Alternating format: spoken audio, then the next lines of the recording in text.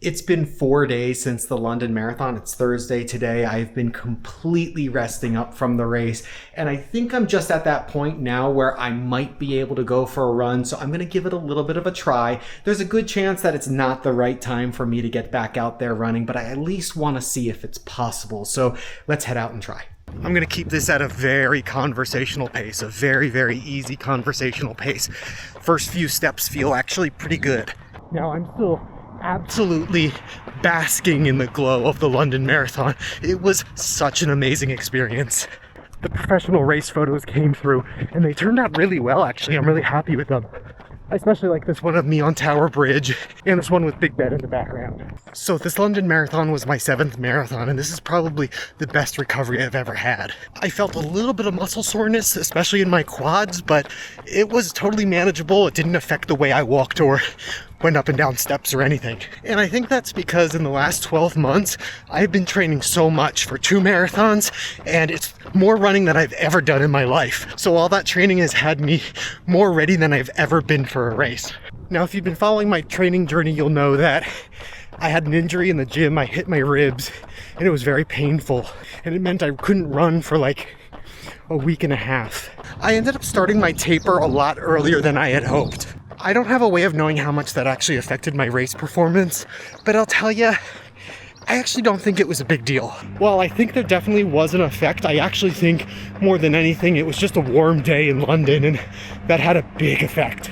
Also, I'm wearing the shoes that I wore for the London Marathon. This was a fresh pair of Nike Vomero 18s. But what I did, I swapped out the laces so that instead of the laces being white, they're black. Because I love the way the black laces look on the white shoe. I don't know why.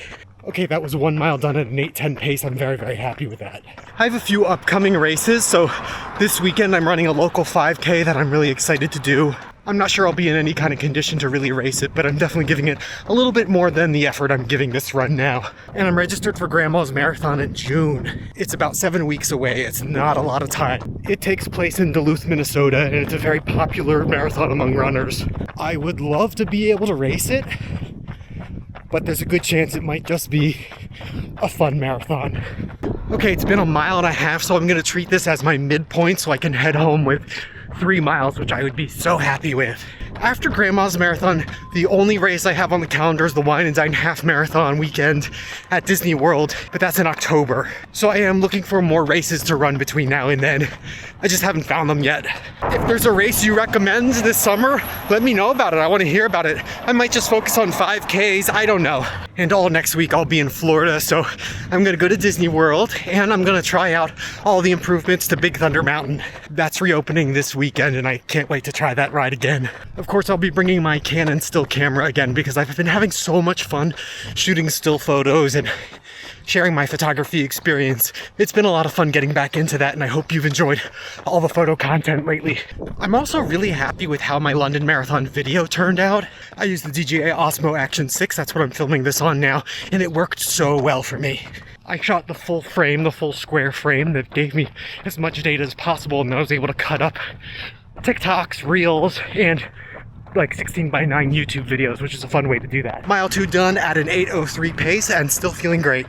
I've been going through the footage and seeing what more I could do with it, and I was looking through and I found Cynthia Erivo running by me during the race, and I had no idea I had recorded it. Here's what that looked like.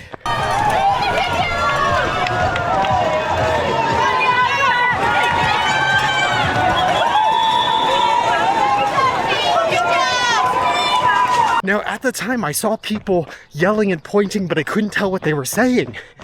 Now, I know they were yelling and pointing and screaming for Cynthia.